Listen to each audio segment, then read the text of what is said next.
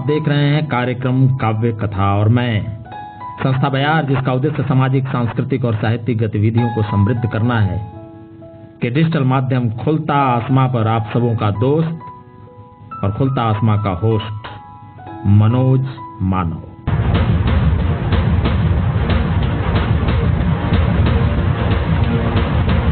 आज के काव्य कथा में आपके साथ दो लोग होंगे। एक डॉली कुमारी, जिन्हें आपने एपिसोड 6 में पहले सुन रखा है, उनकी कविताओं को तांडव।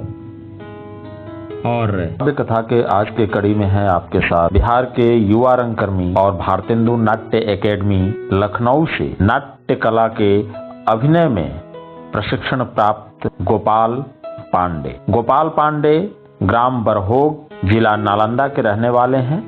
श्री विजय कुमार पांडे जी के पुत्र गोपाल पांडे सत्यजीत रे फिल्म एंड टेलीविजन इंस्टीट्यूट से फिल्म एप्रिसिएशन के प्रशिक्षण को भी प्राप्त किया है।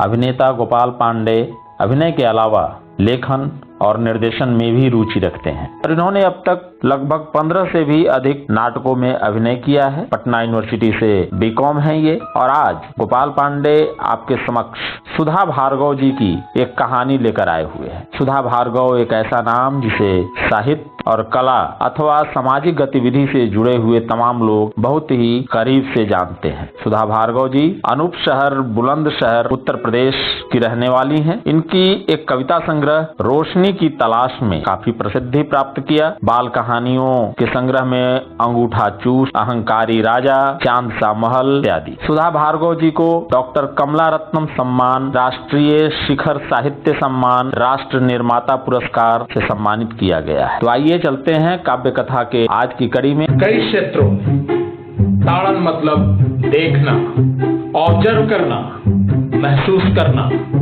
समझने की कोशिश करना। फिर ढोल गवार, शूद्र पशुनारी, ये सब ताड़न के अधिकारी। इसके नैरेटिव्स में ताड़न का मतलब मारना कैसे। ऐसे नैरेटिव्स और इंटरप्रिटेशन में कुछ तो कहानी है भीतरघात। खोलता आसमां के फोर्थ आई में सब कुछ खोल कर रख देगा पब्लिक फौजी।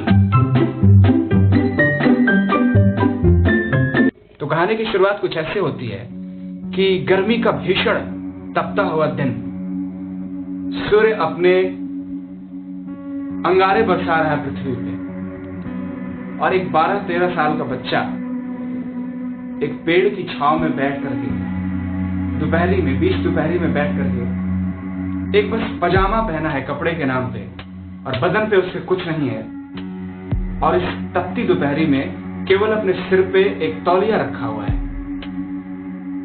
जो अपने सिर को धूप से बचाने के लिए काफी है उसके लिए।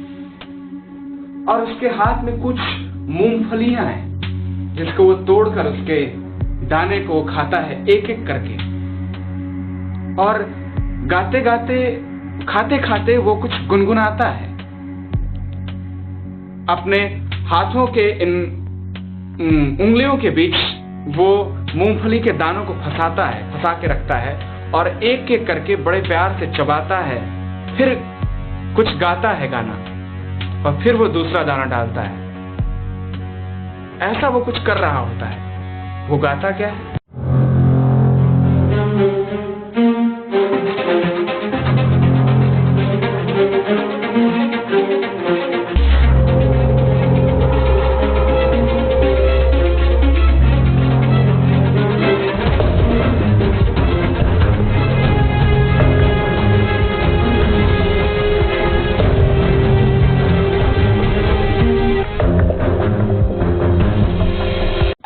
चल मेरी मूंगफली, चल चल मेरी मूंगफली, चल मेरी मूंगफली, चल मेरी मूंगफली, चल मेरी मूंगफली, मेरे मुंह में चबा चबा के खाऊंगा, भुरता तेरा बनाऊंगा, खाली पेट बुलाता तुझको अपनी भूख मिटाऊंगा।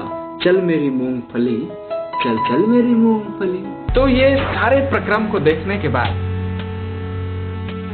देखते हुए एक राजा का काफिला वहां से गुजर रहा होता है और राजा जब इस बच्चे को वो देखते हैं ऐसा करते हुए तो पहले तो उनको आश्चर्य होता है कि इतनी तपती दोपहरी में ये बच्चा उसके बदन पे कुछ नहीं, बस एक तौलिया है। गर्मी से बचने के लिए एक वस्त्र के नाम पे उसके सर पे तौलिया है और नीचे पजामा, कुछ नहीं। कैसे ये झेल रहा है इस गर्मी को। राजा अपने काफिले को इशारा करते हैं कि रुक जाओ, और देखते हैं उस बच्चे को गाते हुए और एक एक मूंगफलियां खाते हुए। राजा को आश्चर्य होता है और राजा उस बच्चे से जाके पूछते हैं, बोलते हैं, बच्चे तेरे हाथ में बस इतनी सी मूंगफलियां हैं और तुम इनको तोड़ करके इसके एक एक दाने को तुम खा रहे हो और गाना गा रहे हो। अरे ये मूंगफली तो 2 मिनट खाने की चीज है और तुम इस दोपहरी में बैठ करके एक एक करके अपना समय नष्ट कर रहे हो और एक एक करके मूंगफली खा रहे हो। इसके पीछे क्या राज है? बोलता है कि राजा जी आप नहीं समझे, हम गरीबों का दुख आप नहीं समझे। ये जो एक एक मूंगफली में गागा करके खा रहा हूँ, एक गाना गाता हूँ, फिर खाता हूँ, चबाता हूँ, फिर निगलता हूँ, फिर एक गाना गाता हूँ, फिर दूसरा दाना डालता हूँ मूंगफली का। तो जब मैं ये करता हूँ ना राजा जी, तो जब मैं गाता हूँ इस बीच मैं भूल जाता हूँ कि मुझे भूख लगी है और फिर मैं अगला दाना मुंह में डालता हूँ, फिर गाता हूँ और ये मैं भूल जाता हूँ कि क्या मेरे पास जब मूंगफलियां नहीं होंगी तब मैं क्या खाऊंगा। ये बात राजा को उनके दिल तक पहुंचती है और उनके दिल में लगती है। बोलता है कि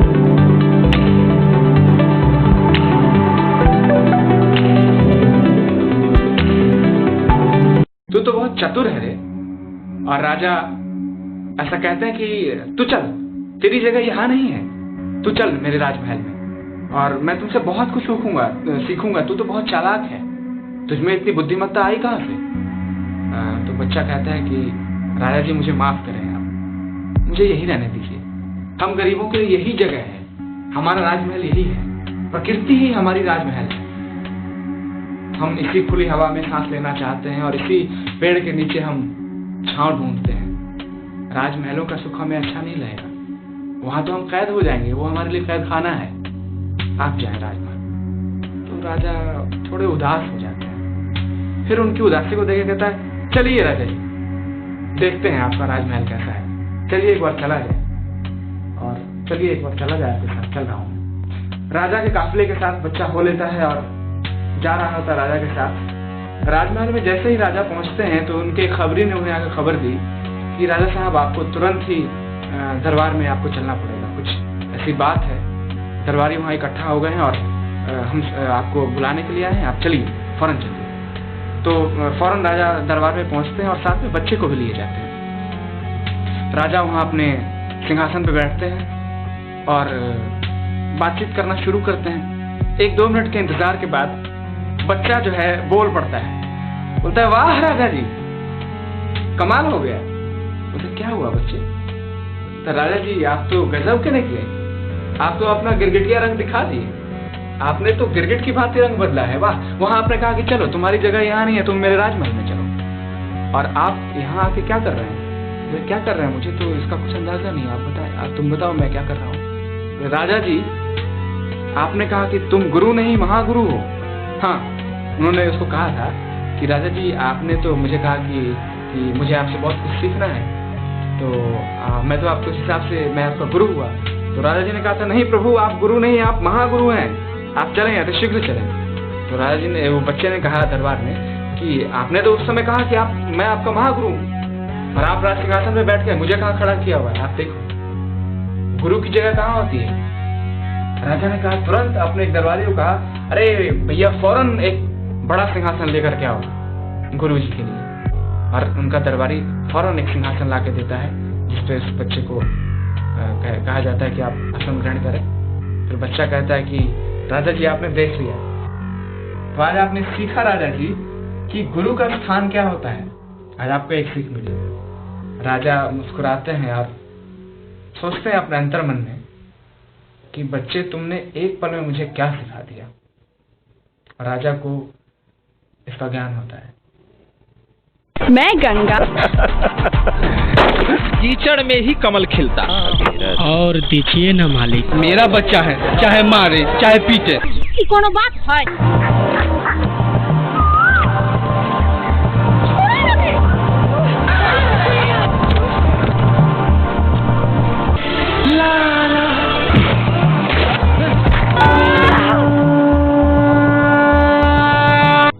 उम्मीद है संस्था बयार का ये डिजिटल माध्यम खुलता आसमां अपने कार्यक्रम काव्य कथा में जो बातें कहने और करने की कोशिश कर रहा है वो आपको पसंद आ रहा होगा। और आज की भी एक कहानी सुधा भार्गव की, जिसे गोपाल पांडे जी ने आपके सामने रखा है, जिसका शीर्षक था महागुरु, आपको बेहद पसंद आया होगा। और मैं ये दावा करता हूं कि डॉली कुमारी जी की भी ये कविता जो आपके सामने प्रस्तुत होने जा रही है पहेली शीर्षक से, आपको बेहद ही रोचक लगेगा, बेहद ही वास्तविक लगेगा, दिल को छू जाने वाला लगेगा और संभवतः आपको याद रह जाए।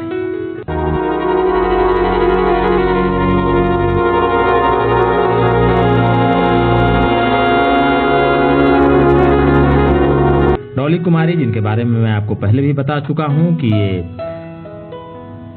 पैदल चल के 5 किलोमीटर दूर जाकर, और आज वो पीजी की हैं, पोस्ट ग्रेजुएट हैं, शिक्षिका हैं, अपने उस गांव के लिए उनका रोल मॉडल हैं। और फेसबुक पर उनका एक सुलगते सवाल के नाम से ब्लॉग है, जिस पर वो लगातार अपनी साहित्यिक गतिविधि चलाते रहती हैं, उसको समृद्धता प्रदान करते रहती हैं। आज उनकी ही एक कविता जिसका शीर्षक है पहेली, जो मैं उनकी अनुमति से सुलगते सवाल से ही उठाया है।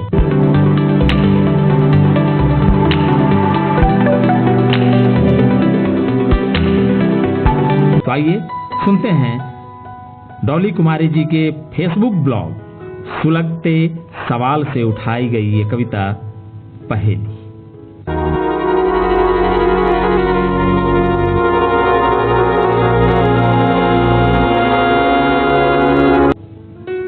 ऐ जिंदगी तू ऐसी पहेली है जिंदगी तू ऐसी पहेली है जिसे मैं कभी सुलझा न पाऊंगी। है जिंदगी तू ऐसी पहेली है जिसे मैं कभी सुलझा न पाऊंगी। थोड़ा हंसूंगी, रोऊंगी, खुद पर झल्लाऊंगी। थोड़ा हंसूंगी, रोऊंगी, खुद पर झल्लाऊंगी, पर है जिंदगी मैं तुझे फिर भी सुलझा न पाऊंगी।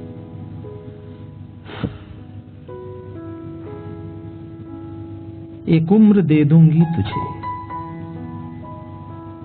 एक उम्र दे दूंगी तुझे, चाहे वो छोटी हो या बड़ी। एक उम्र दे दूंगी तुझे, चाहे वो छोटी हो या बड़ी। कभी मीठी धुनों पर पिरोऊंगी तुझे, कभी सुना दूंगी खोटी खरी। तू जितने रंग बिखेरेगी, तू जितने रंग बिखेरेगी, हर रंग में मैं समाऊंगी। ऐ जिंदगी है जिंदगी तू ऐसी पहेली है जिसे मैं कभी सुलझा न पाऊंगी। है जिंदगी तू ऐसी पहेली है जिसे मैं कभी सुलझा न पाऊंगी। कितने रूप देखी हूं तेरी, कहीं वाधू तो कहीं लक्ष्मी सी बताई जाती। कितने रूप देखी हूं तेरी, कहीं वाधू तो कहीं लक्ष्मी सी बताई जाती हूं। कहीं झुल जाती हूं पिए की आगोश में,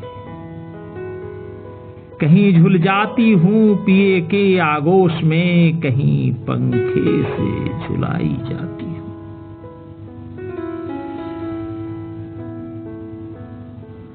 कभी होती तू मेरी आवाज बुलंद और कभी हकलाऊंगी। कभी होती तू मेरी आवाज बुलंद, कभी होती तो मेरी आवाज बुलंद और कभी हकलाऊंगी।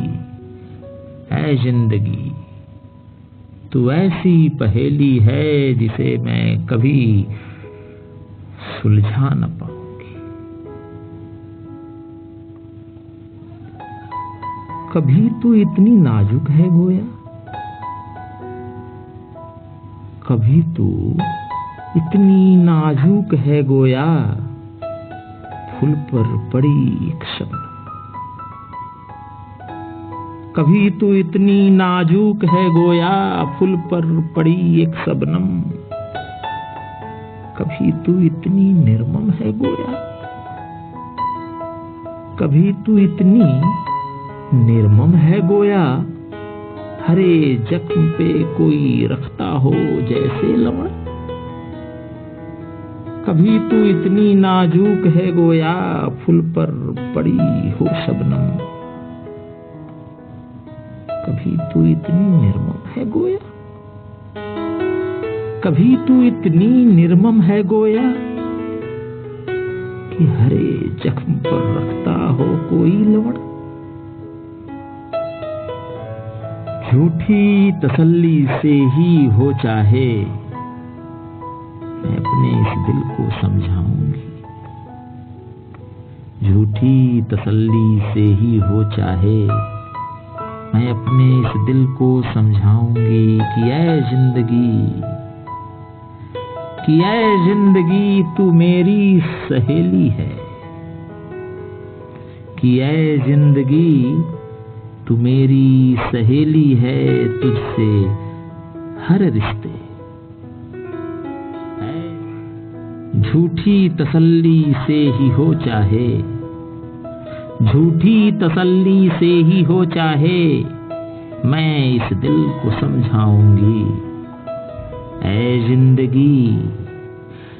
जिंदगी तू मेरी सहेली है, ऐ जिंदगी तू मेरी सहेली है, तुझसे मैं अपने हर रिश्ते निभाऊंगी। कई क्षेत्रों में ताड़न मतलब देखना, ऑब्जर्व करना, महसूस करना, समझने की कोशिश करना। फिर ढोल गवार शूद्र पशुनारी, ये सब ताड़न के अधिकारी।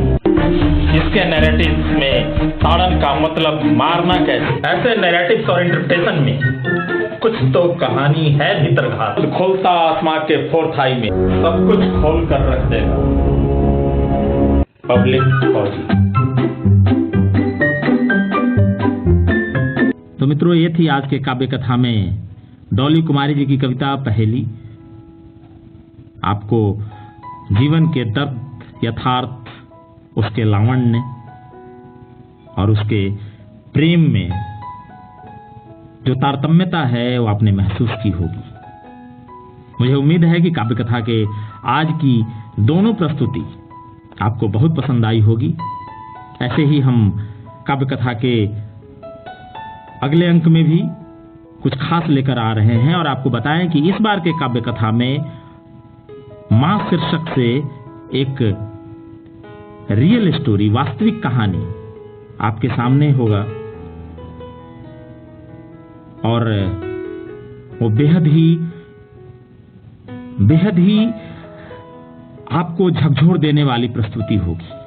उस कहानी में जो भावना, प्रेम, दर्द, समर्पण की जो अभिव्यक्ति है वो अंदर तक संवेदनाओं को हिलकोर कर रख देगी। तो मिलते हैं काव्य कथा के अगले अंक में। तब तक दीजिए अपने दोस्त मनोज मानव को विदा। नमस्कार।